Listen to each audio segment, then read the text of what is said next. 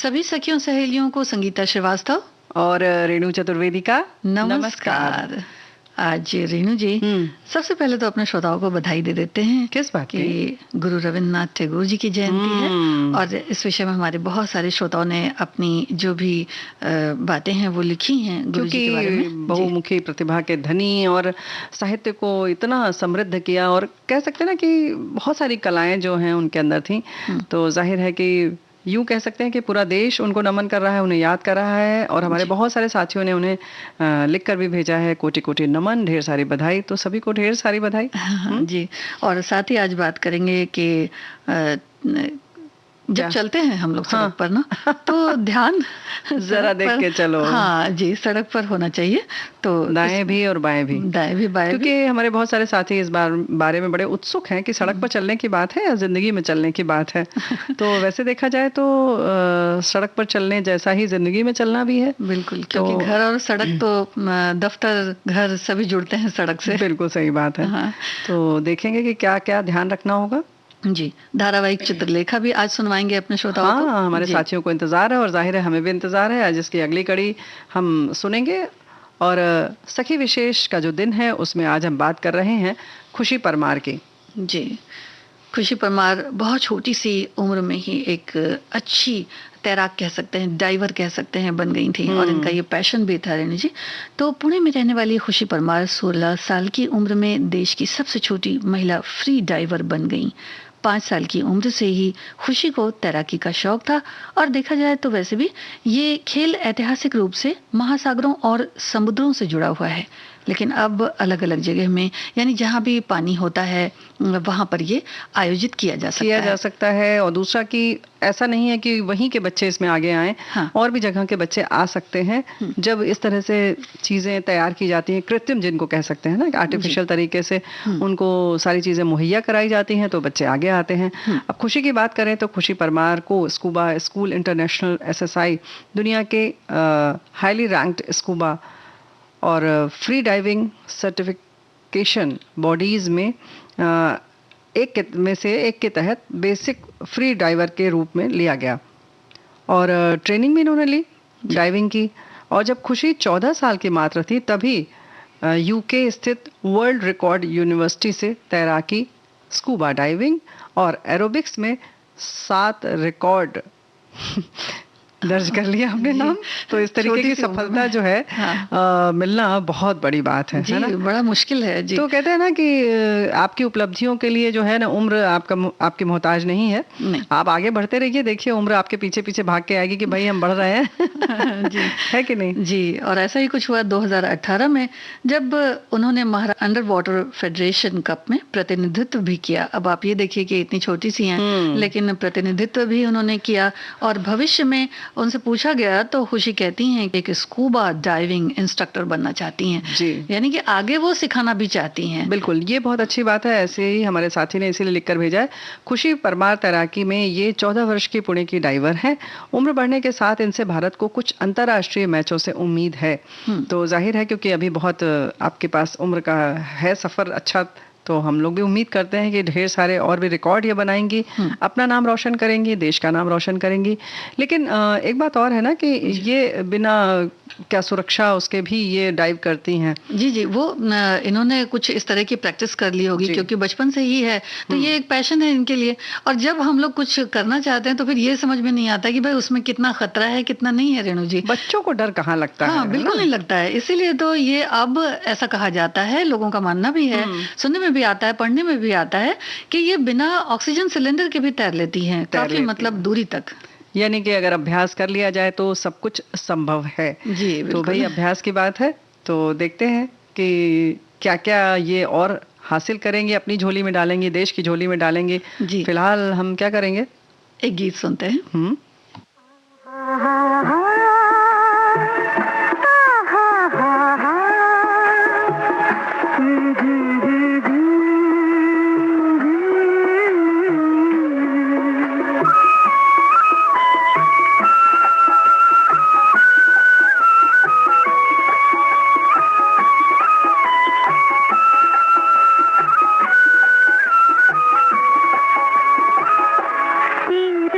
छुप के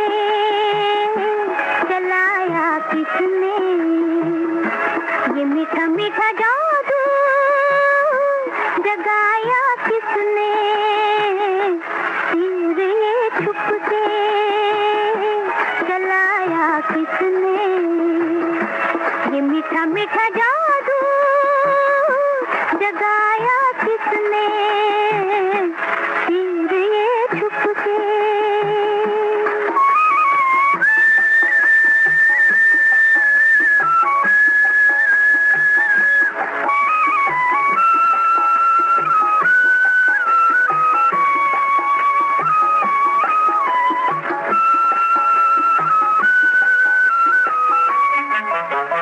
किसने ये छेड़ी है तान में, ठहरो अच्छे ठहरो मेरी जान गई।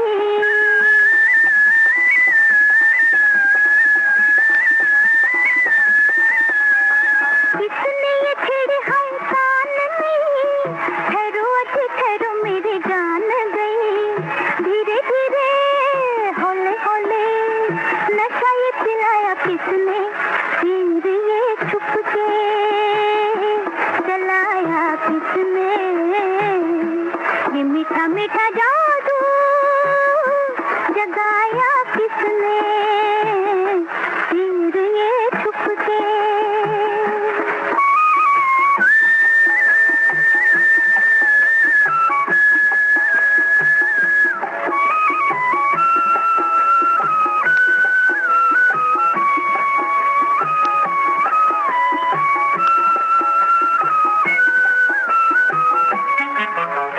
नया नया अम्बुआ पे गुड़ आ गया, माली मेरे बाग का जरूर आ गया।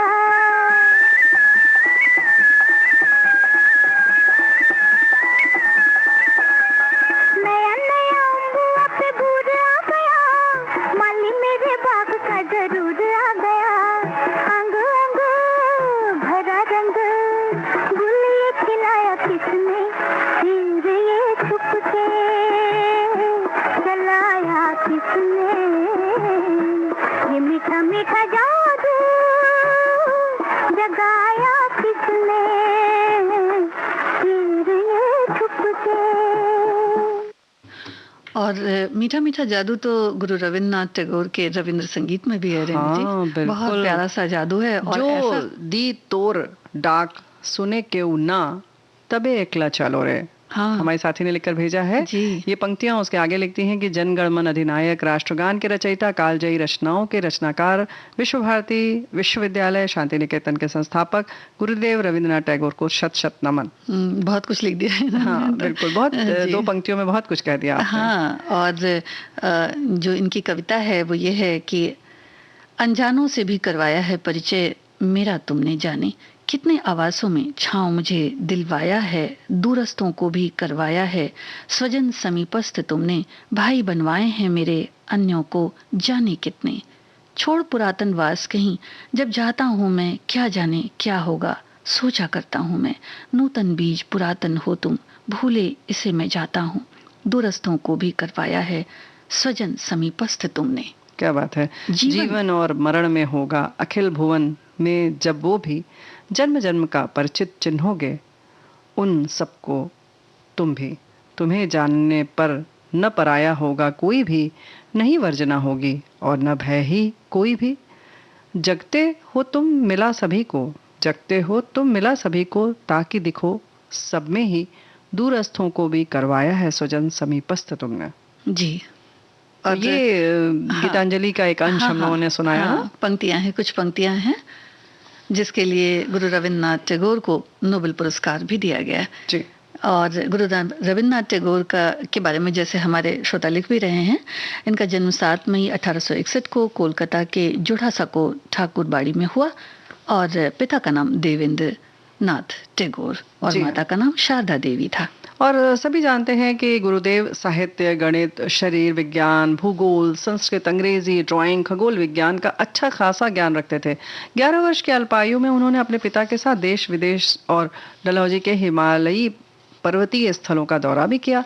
उन्होंने कालिदास रचित साहित्यों और अन्य उच्च कोटि के साहित्यों का और कविताओं का गहन अध्ययन किया और धीरे धीरे सब कुछ उन्हें इतना पसंद आया कि वो इन्हीं रचनाओं में कभी कभी शीर्ष भूमिका में भी नजर आते थे। और वाल्मीकि प्रतिमा नामक जो एक वाल्मीकि प्रतिभा नामक नाटक ऐसा था जिसमें वो नजर भी आए। लेखन की लोक शैली में भी निपुण थे गुरु रविन्द्रनाथ टैगोर। उनकी कविता छंद की बात की जाए और जो उनकी एक भाषा थी, यानी बांग्ला भाषा में जिस रचनाओं को जो लिखा करते थे वो अद्भुत थी और लोगों को समझ भी आ जाती थी, क्योंकि शैली बहुत ही सादगी भरी होती थी, बड़ी सहज होती थी। और 8 वर्ष की आयु में उन्होंने अपनी पहली कविता लिखी। 16 वर्ष की आयु में सन 1877 में उनकी पहली लघु कथा प्रकाशित हुई। और इस तरह से उनकी रचनाएं तो बहुत हैं। इसके अलावा उपन्यास, निबंध, लघु कथाएं, यात्रा वृत्तांत, नाटक और अनगिनत गीत भी लिखे हैं। उनकी लिखी कविताएं और छोटी कहानियां बहुत लोकप्रिय हैं। गुरु रविंद्रनाथ टैगोर ने इतिहास, भाषा विज्ञान और आध्यात्मिकता से जुड़ी पुस्तकें भी लिखी हैं। अल्बर्ट आइंस्टाइन से उनकी संक्षिप्त बातचीत वास्तविकता की प्रकृति पर नाटे एक परिशिष्ट के रूप में सम्मिलित है। जी, और बहुत सारी उनकी कृतियां हैं जिसमें जो थोड़ी बहुत हमने लिखी हैं वो गीतांजलि है, जिसके लिए नोबेल पुरस्कार उन्हें 1913 में दिया गया। और ये ऐसा पुरस्कार माना जाता है कि एशिया का प्रथम विजेता साहित्य पुरस्कार है। नहीं, इनको मिला एशिया का प्रथम ये नोबेल पुरस्कार। बिल्कुल बिल्कुल। और पूर्वी प्रबाहिन, महुआ, वनवाणी, इस तरह की और भी जो प्रसिद्ध रचनाएं हैं, जैसे चोखेर बाली, वो तो बांग्ला फिल्म भी बनी है, काफी प्रसिद्ध है। कणिका है, गीतिमाला इत्यादि है। और ये सब चीज बहुत ही विश्वविख्यात है, कहना चाहिए। उनका गाया रविंद्र संगीत विश्वविख्यात है, जो गायन की अब एक अलग बिल्कुल अद्भुत शैली बन चुका है। जी, और हिंदुस्तानी शास्त्रीय संगीत में जो ध्रुपद शैली है उससे भी वो बहुत ज्यादा प्रभावित थे। और इसमें जो गीत उन्होंने लिखे हैं या गीतों को संगीतबद्ध भी किया करते थे, तो वो भी बड़ी खूबसूरती से किया है।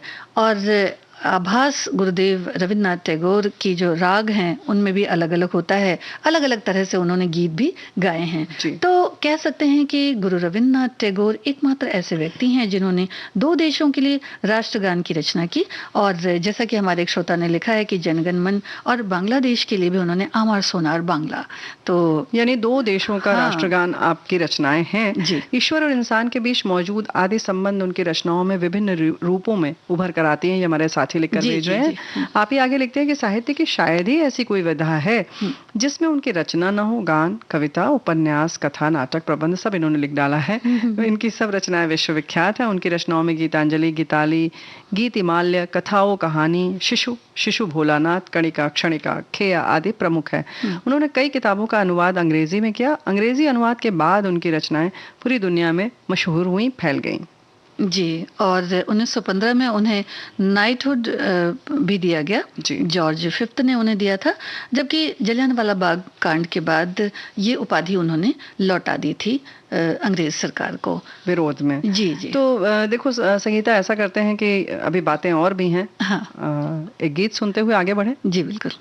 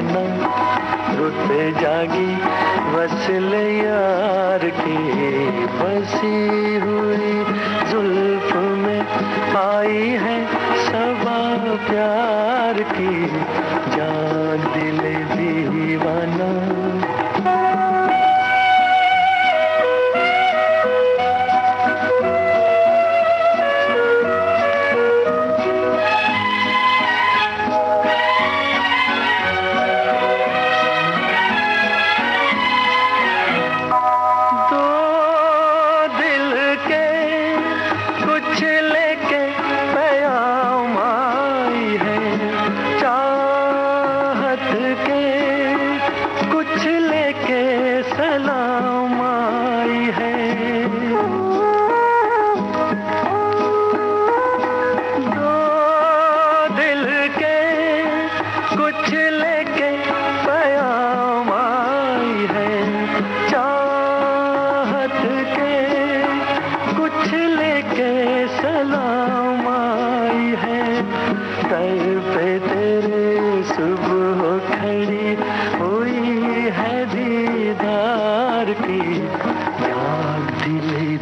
दीवाना रुत जागी वसल यार के जान दिल दीवाना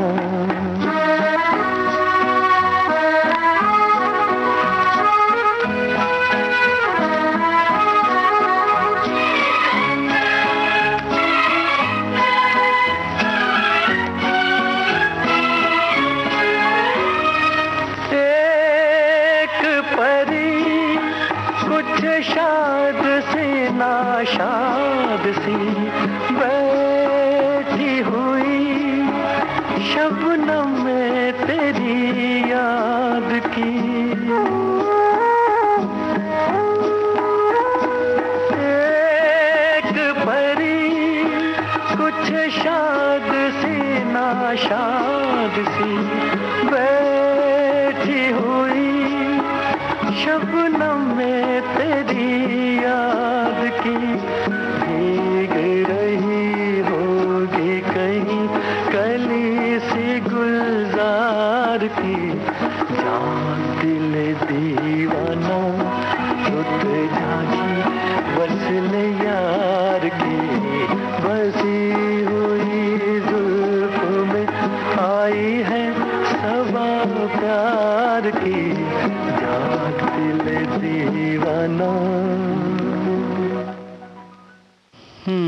भाई गुरुदेव की बात हो और शांति निकेतन की बात ना हो ऐसा तो हो ही नहीं सकता है कि नहीं। जी जी। भारत के पश्चिम बंगाल प्रदेश के वीरभूमि जिले के बेलपुर के समीप ये स्थित है और इनके पिता ने बनवाया था और उसके साथ साथ आपने इसको बहुत कहना चाहिए कि पुष्पित किया, पल्लवित किया कह सकते हैं। और इतनी साहित्य का सृजन इन्होंने किया कि वो एकदम बहुत पवित्र हो गई नहीं तो वो शांति निकेतन कितना सुंदर उस वक्त दिखता होगा अगर सोच के देखिए तो लगता है कि बाप रे कितना सुंदर होगा।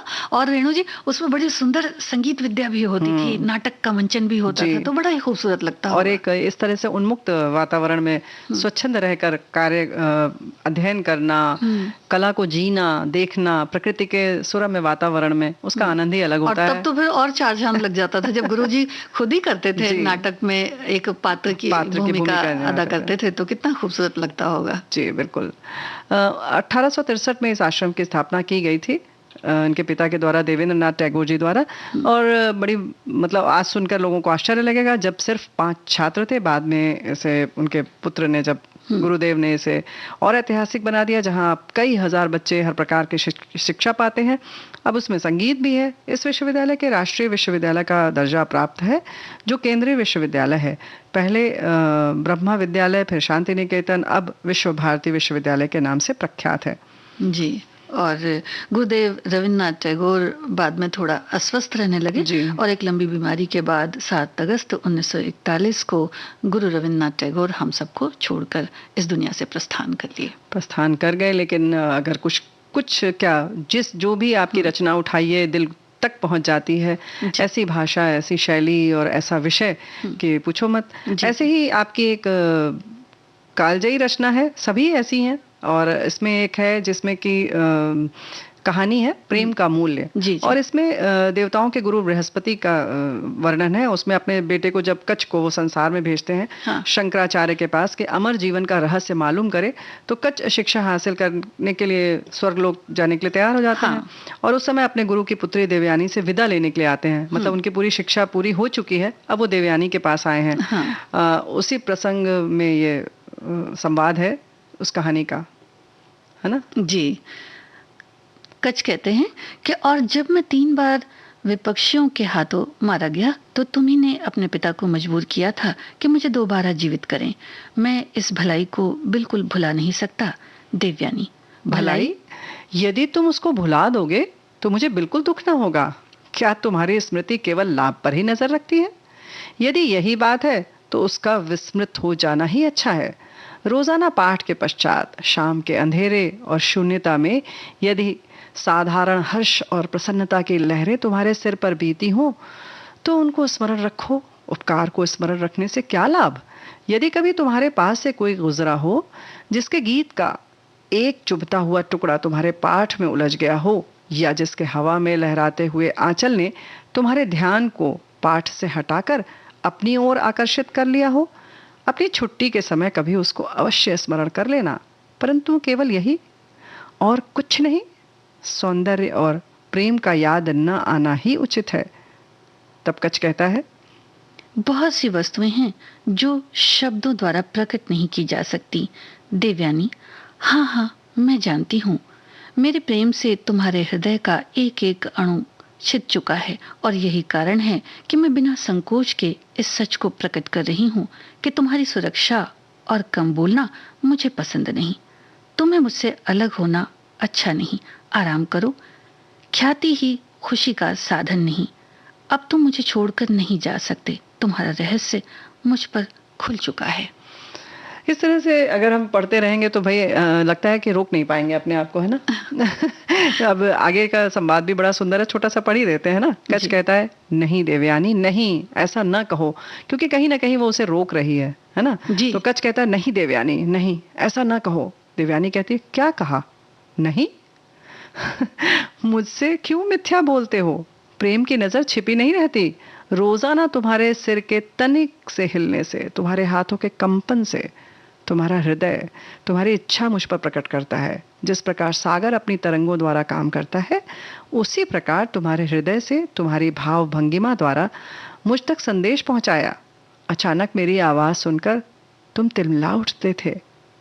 क्या तुम समझते हो कि मुझे तुम्हारी उस हालत का एहसास नहीं हुआ? मैं तुमको भली भांति जानती हूँ, इसलिए अब तुम हमेशा मेरे हो। तुम्हारे देवताओं का राजा भी इस संबंध को नहीं तोड़ सकता। तो इस तरीके की कहानियाँ आपकी होती हैं जी। और बहुत सारे लोग ने पढ़ा, बहुत सारे लोगों ने इनकी सिर्फ कहानियाँ पढ़ने के लिए टैगोर जी की बांग्ला भाषा सीखी। और सच बात है कि जिस भाषा में लिखी हो उसी भाषा में पढ़ने का आनंद अलग होता है। तो ये होती है एक साहित्य की पावर, साहित्य की शक्ति, है ना। की मोहब्बत में सब कुछ भुला के कोई चीज पाई है, दिल को गंवा के। किसी की मोहब्बत में सब कुछ भुला के कोई चीज पाई है, दिल को गंवा के।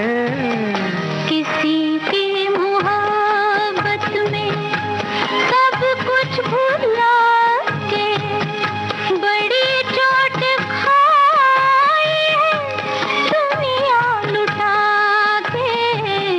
किसी की मोहब्बत में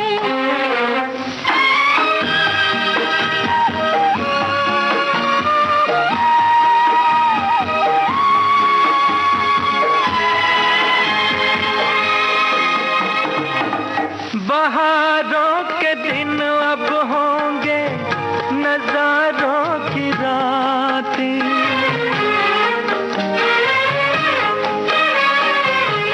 बहारों के दिन अब होंगे नजारों की रातें। कभी हम कहेंगे उनसे कुछ दिल की बातें, कभी मिलके गाएंगे तराने वफा के। किसी की मोहब्बत में सब कुछ भुला के कोई चीज पाई है, दिल को गंवा के। किसी की मोहब्बत में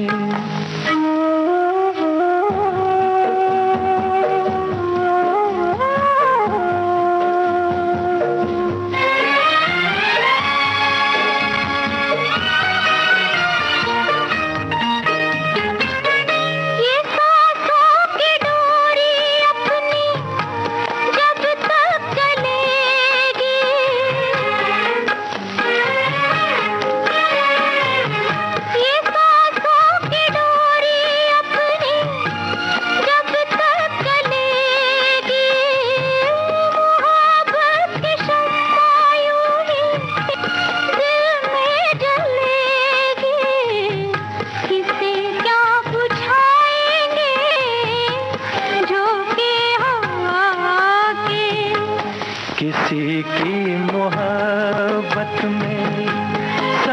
कुछ भुला के। बड़ी चोट खाई है दुनिया लुटा के। किसी की मोहब्बत में सब कुछ भुला के कोई चीज पाई है दिल को गंवा के।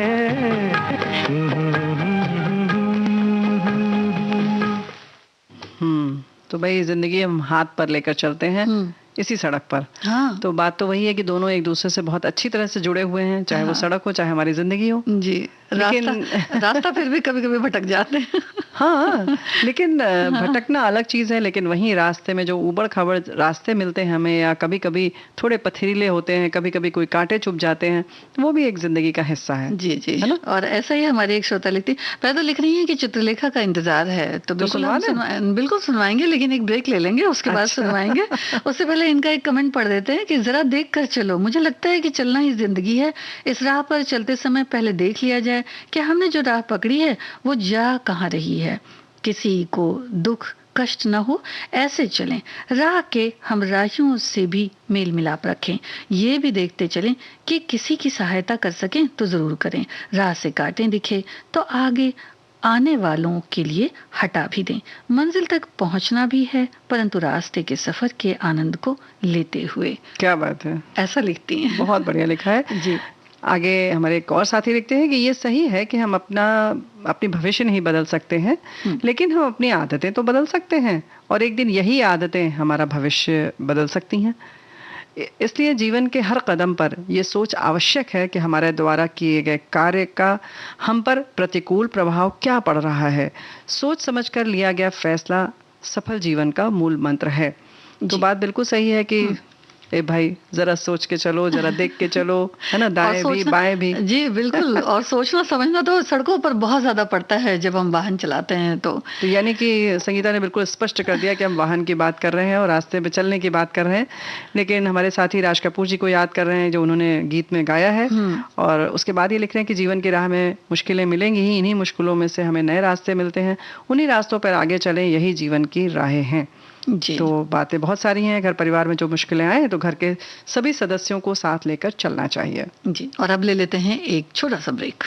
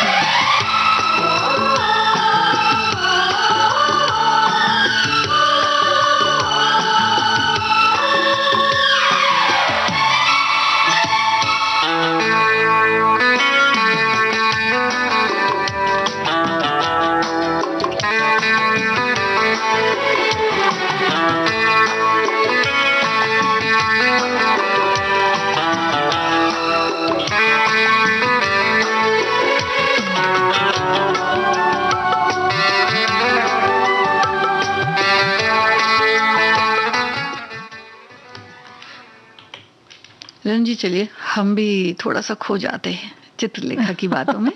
संगीता, इतना आसान तो नहीं है कि पाप पुण्य की बात हो और मतलब कहीं खो जाए इंसान। लेकिन हाँ, यही बात फिर आती है ना कि चाहे वो रविन्द्रनाथ टैगोर जी रहे हों, चाहे मुंशी प्रेमचंद जी रहे हों, या भगवती चरण वर्मा जी, इन लोगों ने ऐसी कालजयी रचनाएं की हैं। भारतेंदु बाबू हरिश्चंद्र हों, चाहे देवकी नंदन खत्री जी हों, ऐसे इतने मतलब बहुत समृद्ध है हमारा साहित्य। हमारे जिंदगी के साथ साथ ही चल रहे हैं, ये सब चीजें चल रही हैं। तो सुनते हैं चित्रलेखा का ये पठन।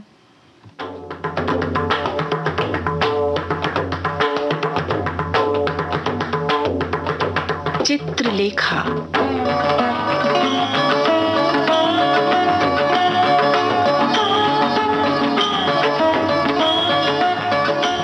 प्रतिष्ठित कथाकार भगवती चरण वर्मा की लेखनी से जन्मा हिंदी का एक बहुचर्चित उपन्यास चित्रलेखा।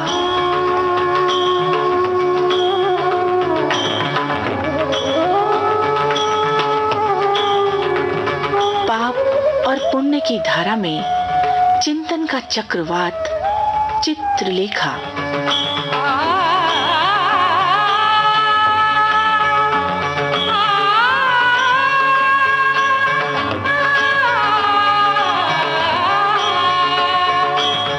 पिछली 4 कड़ियों में इस उपन्यास के मुख्य पात्रों से हमारा परिचय हो चुका है। विशाल देव तपस्वी कुमार गिरी के संरक्षण में और श्वेतांक सामंत बीजगुप्त के सानिध्य में पाप की परिभाषा खोज रहे हैं। आज हम ब्रह्मचारी श्वेतांक के मन आंगन में प्रवेश करेंगे और देखेंगे कि वहां कैसी उथल पुथल है।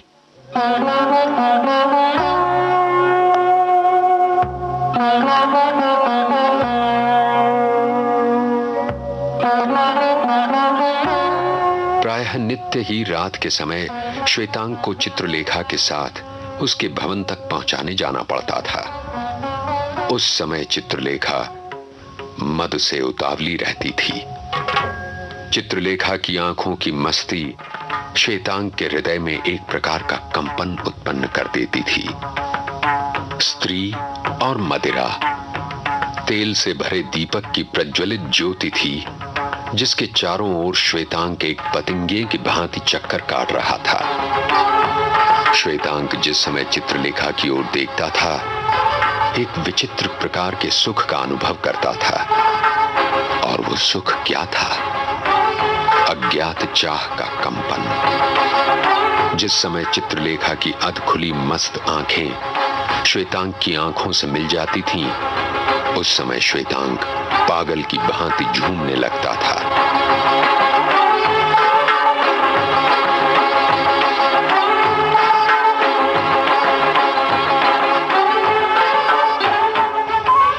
बीजगुप्त के भवन में श्वेतांक की गणना बीजगुप्त के छोटे भाई की तरह होती थी। बीजगुप्त के सेवक श्वेतांक को अपनी ही कोटिका न मानते थे। वे बीजगुप्त की भांति श्वेतांक को अपना स्वामी समझते थे। भोग विलास के समस्त साधन श्वेतांक के सामने उपस्थित थे। नगर के प्रभावशाली व्यक्तियों से उसका परिचय हो गया था। एक गहरे अंधकार से निकलकर श्वेतांक एक आलोकमय संसार में आ पड़ा था। इसीलिए अपनी स्थिति पर वो स्वयं ही विश्वास न कर सका। पर धीरे धीरे वो परिस्थितियों के अनुकूल होने लगा। उसे अनुभव हुआ कि वो संसार में ही है, पाप और पुण्य के बीच में है। वासनाओं का उसके चारों ओर जमघट है। उसको ये विदित हो गया कि वो संसार की लहरों में बह रहा है।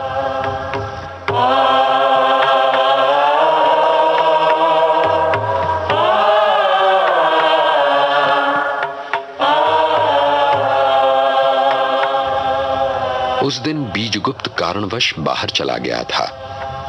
काम इतना आवश्यक और अचानक आ पड़ा था कि बीजगुप्त संध्या के समय न लौट सका। निर्धारित समय पर चित्रलेखा का रथ बीजगुप्त के द्वार पर रुका। श्वेतांक ने चित्रलेखा का स्वामी से रिक्त गृह में स्वागत किया। दोनों बीजगुप्त की बैठक में गए। बीजगुप्त को न देखकर चित्रलेखा ने पूछा, तुम्हारे स्वामी कहाँ हैं? तुम्हारे स्वामी कहाँ हैं? ब्रह्मचारी ने नर्तकी के मुख से यह प्रश्न सुना और उसे बुरा भी लगा। यह वाक्य तीर की भांति पैना था, और यदि यही वाक्य किसी दूसरी साधारण स्त्री के मुख से निकला होता तो श्वेतांक शायद उसका कटु उत्तर देता या इस पर बुरा तक मानता। श्वेतांक को प्रथम बार अपनी स्थिति और अपनी लघुता का आभास हुआ, और साथ ही उसे परिताप भी हुआ, पर वो अपने मनोभावों को दबा गया।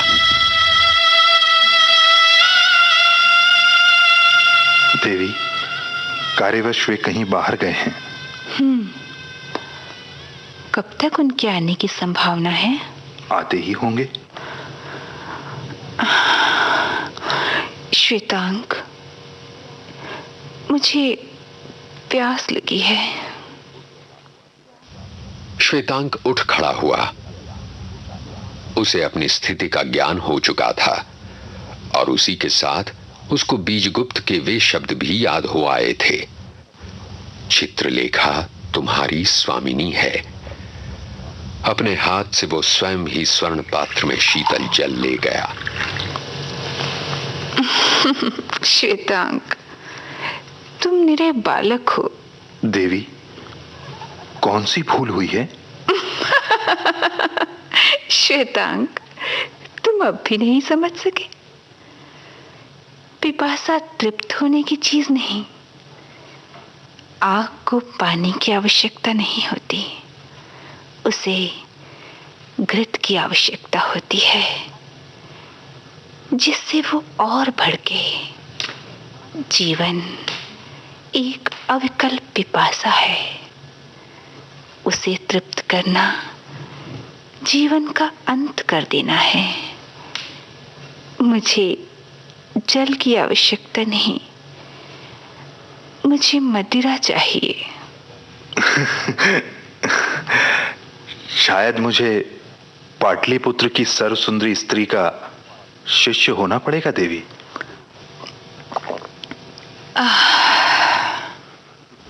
एक घूंट पीकर चित्रलेखा ने मदिरा का प्याला श्वेतांक के सामने रख दिया।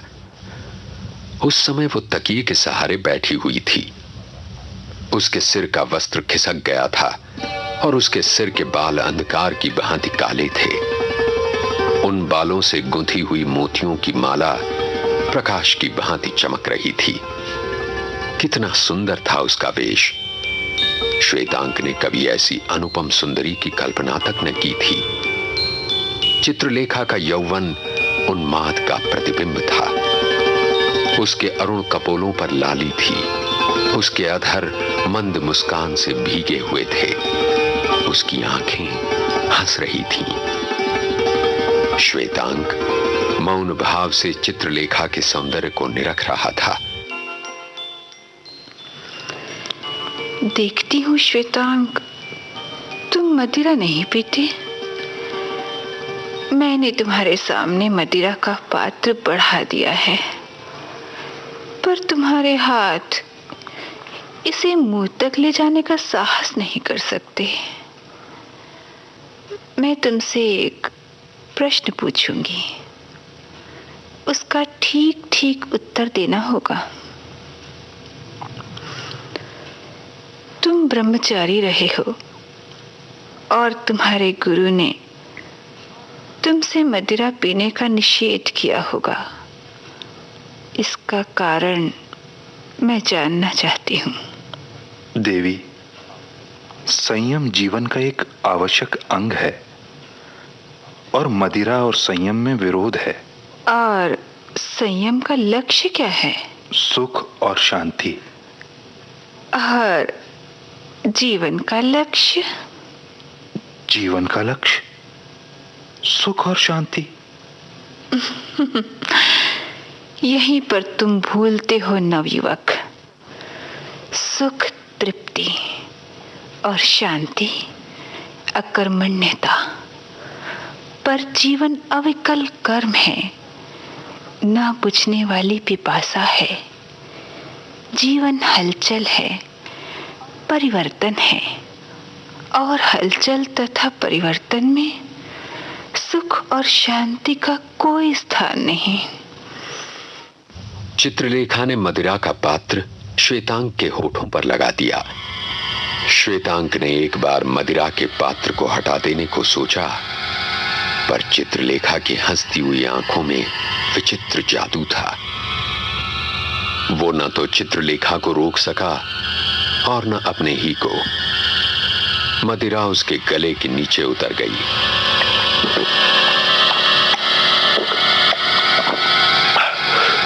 इसी समय बीजगुप्त ने पीछे से हंसते हुए कहा, ब्रह्मचारी, आज तुम्हें नर्तकी ने दीक्षा दी है। इसके उपलक्ष्य में मैं चित्रलेखा को बधाई देता हूं।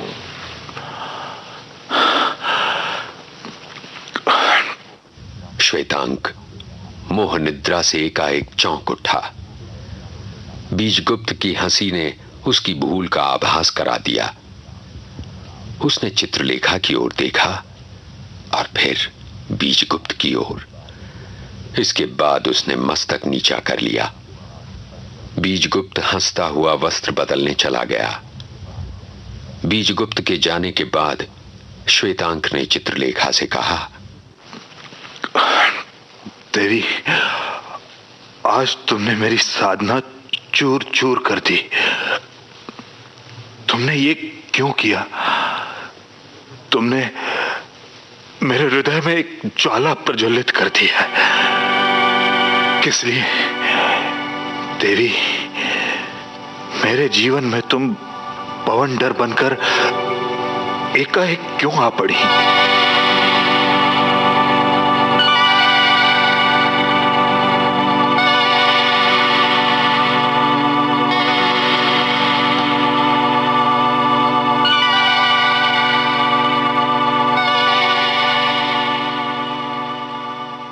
चित्रलेखा का सौंदर्य निश्चय ही एक बवंडर था, जिसने ब्रह्मचारी श्वेतांक की साधना को चूर चूर कर दिया। किंतु ये केवल आरंभ था। इसके आगे ब्रह्मचारी के तन मन की क्या दशा हुई, सो हम पढ़ेंगे उपन्यास के अगले पृष्ठों पर, छठी कड़ी में।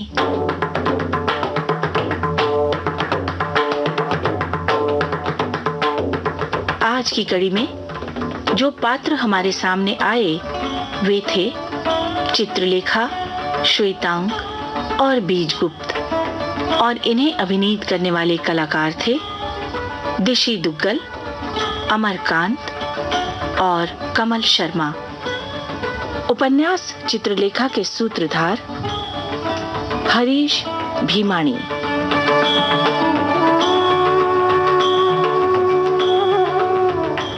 सहायक राजेश मलिक।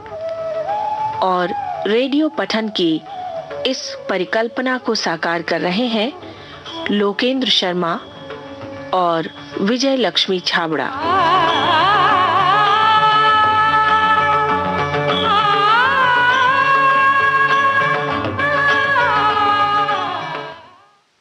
विचारों की अभिव्यक्ति कितनी सशक्त होती है।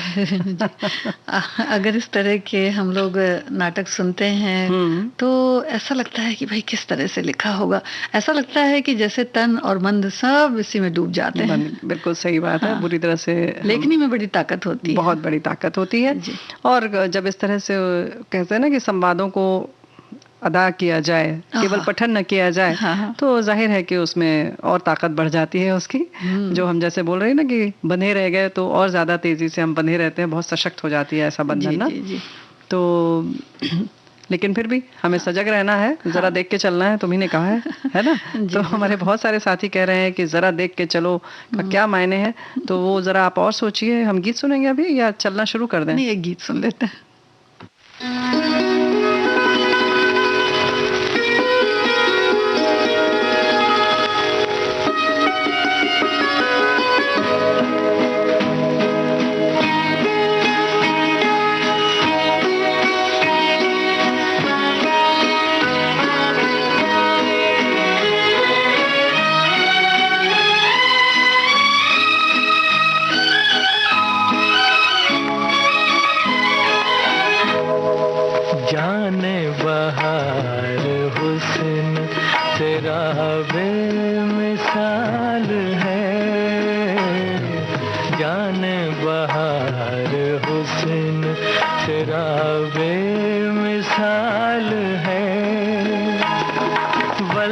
कमाल है, अरे वल्ला कमाल है, जाने बहार हुस्न तेरा बेमिसाल है।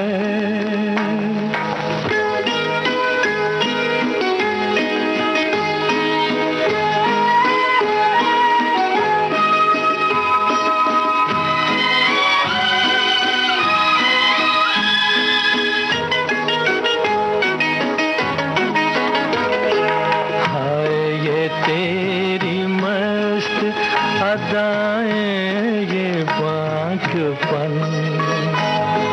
हाय ये तेरी मस्त अदाएं, ये बागपन, किरणों को भी मैं छूने न दूंगा तेरा बदन।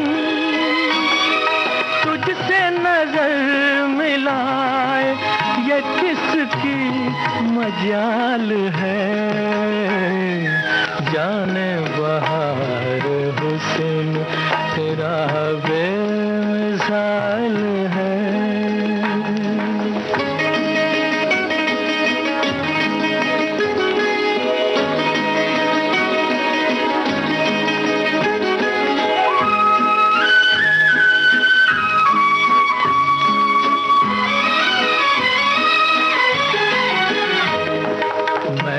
नसीब हूँ कि तुझे मैंने पा लिया। मैं खुश नसीब हूँ कि तुझे मैंने पा लिया। तूने करम किया मुझे अपना बना लिया। ऐसे मिले हैं हम के बिछड़ना मुहाल है, जाने बहार हुस्न तेरा बेमिसाल है। वल्ला कमाल है, अरे वल्ला कमाल है, जाने बहार हुस्न तेरा बेमिसाल है। जी, सभी अपने लोगों के साथ खुश रहना चाहते हैं और ऐसे में अगर सावधानी से वाहन चलाएं तो फिर ये खुशी दुगनी हो सकती है। बिल्कुल सही बात है। जी, हमारे एक श्रोता लिखते हैं कि हर आदमी अपने जीवन में सुखी और खुश रहना चाहता है। जीवन में ऐसे कई अवसर आते हैं। एक तितली की उम्र मात्र 14 दिन की होती है, फिर भी वो अपना हर दिन आगे पीछे देखकर ही फूलों से अपना भोजन करती है ताकि कोई उसे बाधा नहीं पहुंचाए। ठीक उसी तरह मनुष्य को चाहिए हर कदम, हर फैसले को सोच समझकर ही करना चाहिए। ये कहना गलत नहीं होगा कि मतदान और कन्यादान सोच समझकर ही करना चाहिए ताकि बाद में पछतावा ना हो। क्या बात है, इन्होंने तो बहुत गूढ़ बात कह दी। हम लोग तो भाई रोजमर्रा की जिंदगी वाली बात कर रहे हैं, लेकिन इन्होंने जो बताया कि अगर इस दो चीजों पर, अगर कन्यादान हो या मतदान हो, यानी बेटी का विवाह करना हो या आपको मत का प्रयोग करना हो, तो अगर आप विचार नहीं करेंगे तो इसके दूरगामी परिणाम तो वाकई ज्यादा मुश्किल होंगे और बहुत सारे लोग प्रभावित होते हैं, है ना। वैसे लेकिन हम लोगों ने जो विषय का चयन किया है वो तो आमतौर पर यही सड़क पर चलने वाली बात है ना। तो छोटी छोटी चीजों का ध्यान रखें, ट्रैफिक के जो नियम हैं उनका पूरा पालन करें। घर दफ्तर सभी जगह पर जब चलते हैं, हम जाना होता है तो जाहिर है कि सड़क पर चलते हैं। हो सकता है कि हम पैदल चलें या किसी वाहन पर चलें, है ना। तो 2 पहिया वाहन हो या 4 पहिया वाहन हो या पैदल चल रहे हो, नियम तो नियम होता है। अक्सर ऐसा होता है संगीता कि हम जब यातायात नियमों की बात करते हैं तो हम सोचते हैं सिर्फ वाहन चालकों के लिए है और हम पैदल चलने वाले कभी भी सड़क पार कर सकते हैं, कहीं भी जा सकते हैं, लेकिन ऐसा नहीं है। जिस समय अगर हरी बत्ती जल रही है ट्रैफिक की, तो उस समय कृपया पैदल चलने वाले वाहन चालकों को जाने दें, वाहन वालों को ना, क्योंकि उस समय उन्हें तेजी होती है, क्योंकि उनका तो फिर से एक बार रुक जाएगा तो मुश्किल हो जाएगी। तो उस समय आप ना करें, क्योंकि आपको बचाने के चक्कर में बहुत सारे जो होती है दुर्घटनाएं हो जाती हैं ना। जी बिल्कुल, तो इस बात का ख्याल रखें। हाँ, और रफ्तार जो होती है वो इंसान की तो पैदल चलने की वही होगी, लेकिन जब वो चलते हैं तो फिर वो सोचते हैं कि भाई हम किसी गाड़ी से कम नहीं है तेज, तो इस तरह से चलते हैं। और कई बार तो ऐसा भी देखा गया है कि जो लोग साइकिल चलाते हैं वो भी बाइक्स जो होती हैं उनसे आगे निकल जाना चाहते हैं, हवा में उड़ते हैं। हाँ, तो ये सब बड़ा गड़बड़ है। यानी कि आप जो वाहन चला रहे हैं उनकी जो गति है उसके हिसाब से ही चलें। इसी तरह से एक बात और है यहाँ पर कि अलग अलग वाहन के अलग अलग हॉर्न होते हैं, उसमें भी बहुत लोग अपनी मनमानी करते हैं। जैसे कि स्कूटर का हॉर्न होता है या मोटरसाइकिल का, तो आपको पीछे से अगर बजेगा तो लगेगा बस आ रही है, तो आप एकदम से घबरा जाते हैं कि इतना बड़ा वाहन हमारे पीछे है।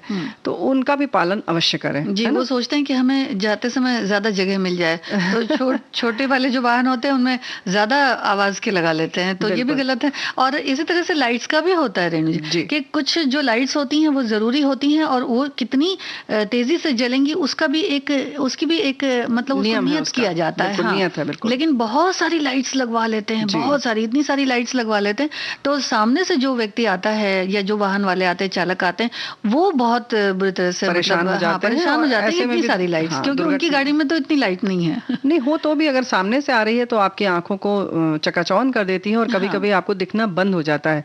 बहुत तेज रोशनी अगर आपकी सीधे आंखों में पड़ रही हो तो हाँ। तो इन सब चीजों का ख्याल रखें। उसके ऊपर एक लाइट में जब कार और आधी की होती है उसमें आधी पीली कर दी जाती है उसके लैंप को, वो भी जहाँ पर नियम है उनको ज़रूर पालन करें। डिपर का जहाँ पर ज़रूरी हो उसका अवश्य प्रयोग करें। इसी तरह से अपने कार के शीशे, रिवर व्यू जो आपकी खिड़की के दाएं बाएं होते हैं, उन सबको अच्छी तरह से साफ रखें, और विंडशील्ड को भी बहुत अच्छी तरह से साफ रखें, ताकि इनका जो प्रयोग है, जिस चीज़ के लिए ये बने हैं, उस समय आपको ये सहयोग कर सकें, है ना? जी जी। और जो इनकी जो लाइट्स होती हैं वो आंखों पर ना पड़े, इस तरह से आप उसके फोकस को एडजस्ट करें। जैसे कि ग्लास वगैरह जो होते हैं, पीछे से जो लाइट आती है, तो उसमें तेज से अगर लाइट पड़ेगी तो जो चला रहे हैं, अगर हम वाहन चला रहे हैं, तो हमारी ही आंखों पर चमकेगा, तो उसको ठीक तरह से एडजस्ट करना भी बहुत जरूरी होता है। और साथ ही साथ जो एक बने रहते हैं बीच में डिवाइडर वगैरह बने रहते हैं, उनको भी देख कर चलना बड़ा जरूरी होता है। अच्छा, एक चीज और होती है कि ओवरटेक करते समय किसी भी वक्त कहीं से भी ओवरटेक कर लेते हैं, लेन भी बदल लेते हैं, बड़ी जल्दी से लेन बदल लेते हैं। सड़क अपनी है ना। तो इसमें भी बहुत ध्यान देना जरूरी होता है, क्योंकि बहुत सारी जो दुर्घटनाएं होती हैं वो इस वजह से भी होती हैं। अच्छा, एक चीज और है कि जो रात में गाड़ियां चलती हैं वो सफेद कलर की जो रहती हैं, उनके देखा गया है कि वो साफ नजर में आती हैं। इसी तरह जो बर्फीली जगह होती हैं, उनकी वहां की वादियां ऐसी होती हैं, तो वहां काले रंग की अगर गाड़ी है उसको रात में अगर प्रेफर किया जाए तो ज्यादा अच्छा दिखाई, कहने का मतलब दिखाई, यानी कि अगर आपके पास सफेद कार है तो आप किसी से उधार ले लें, ऐसा नहीं, बिल्कुल ऐसा नहीं है, लेकिन ये चयन भी कई बार देखा गया है। जी, बिल्कुल सही बात है, बहुत अच्छी बात तुमने कही। यानी कि इस तरीके से कार और अपने वाहन के रंगों का भी ध्यान रखें। जैसे कि अगर आप, जाहिर सी बात है ये तो मजाक का विषय है कि बदल लें या उधार ले लें, लेकिन अगर ऐसा है रंग, तो ऐसे समय में आप न निकलें तो बेहतर है। ऐसे समय का चुनाव करें जबकि आपकी सड़क पर कार या वाहन जो भी आप चला रहे हैं वो दिखाई दे, है ना? कैसा मौसम है, इन सारी चीजों का ख्याल रखें, सफेद वादियों में खास करके। जी बिल्कुल। हाँ, तो इस तरह से लाइन वाली जो बात है वो तो महत्वपूर्ण है ही। अलग अलग वाहन जो जिनका उनका जो साइज होता है उसके हिसाब से लाइन बनी होती है, लेन बनी होती है, उसी लेन में चलें। इसके संग संग रात में अगर आप चल रहे हैं तो उसके लिए खास तौर से इन सब चीज़ों का ख्याल रखना चाहिए। जैसे कि जो चला रहा है वाहन चालक जो भी है, अगर आपने लिया हुआ है किराए पर, किसी को बुलाया हुआ है, एक्सपर्ट है, तो भी उसकी नींद का पूरा ख्याल रखें, उसके खाने पीने का ध्यान रखें। बहुत भारी गरिष्ठ भोजन तो नहीं किया। अगर आपने रात भर यात्रा करनी है तो ऐसा तो नहीं कि उसे नींद आ जाएगी, या उसके बगल में जो बैठा है वो बराबर उससे बात करता रहे। सारे लोग अगर सो जाते हैं तो आप कितना भी अपने ऊपर नियंत्रण करें, आपको नींद आ जाती है। तो इस तरह से चीज़ों का ख्याल रखें। हाँ, और पार्किंग लाइट्स भी होती हैं, उनको भी रात में जरूर जलाएं, ताकि आपकी गाड़ी कहीं भी अगर पार्क है तो वो ठीक तरह से दिखे। और साथ ही साथ कि अगर जल्दबाजी है तो आप थोड़ा सा, मुझे लगता है धैर्य रखना चाहिए कि भाई तुरंत से एकदम सड़क पार कर लें। जल्दबाजी है तो कैसे धैर्य रखेंगे? यानी कि जब भी हम वाहन चलाएं तो धैर्य रखें ही ना। कभी भी हड़बड़ी नहीं करना चाहिए। और इसके संग से जो हम लोग लाइट की बात कर रहे थे, तो रात में अगर यात्रा कर रहे हैं तो कार या जो भी वाहन है आपका, उसके अंदर लाइट न जलाएं। और जो भी, अगर अक्सर होता है कि रात में हम गाने बजाना सुनते हुए आगे बढ़ते हैं, तो उसका भी जो है ना ध्वनि जो है उसकी, वो भी नियंत्रण में रखें, कम रखें, अगल बगल ना सुनाई दे। लेकिन फिलहाल हम सुना देते हैं ऐसा गीत जो हमारे सभी साथियों को सुनाई दे।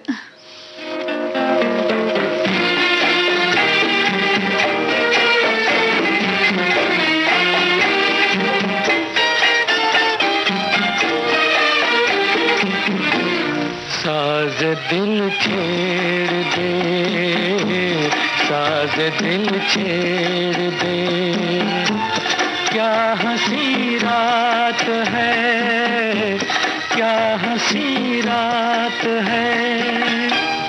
कुछ नहीं चाहिए, कुछ नहीं चाहिए, तू अगर साथ है, तू अगर साथ है, साज दिल छेड़ दे।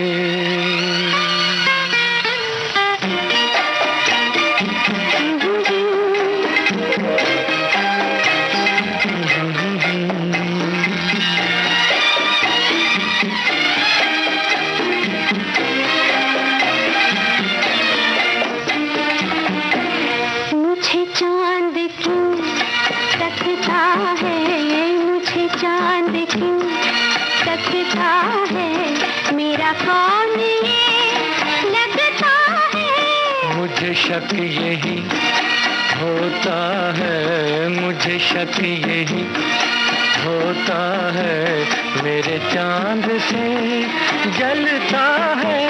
हमें इसकी क्या परवाह है, हमें इसकी क्या परवाह है। साज दिल छेड़ दे, साज दिल छेड़ दे।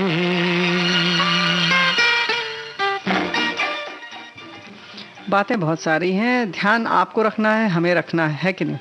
जी। और अब बराबर जो है ना, कहते हैं स्पीड ज़रूर नियंत्रण में रखें, क्योंकि अचानक से कोई जानवर वगैरह भी आ सकते हैं, तो जब नियंत्रण में रहेगी तभी आप गाड़ी रोक पाएंगे। लेकिन फिलहाल हम अपनी गाड़ी यहाँ रोक दें। बिल्कुल बिल्कुल। सभी को संगीता श्रीवास्तव और रेणु चतुर्वेदी का नमस्कार।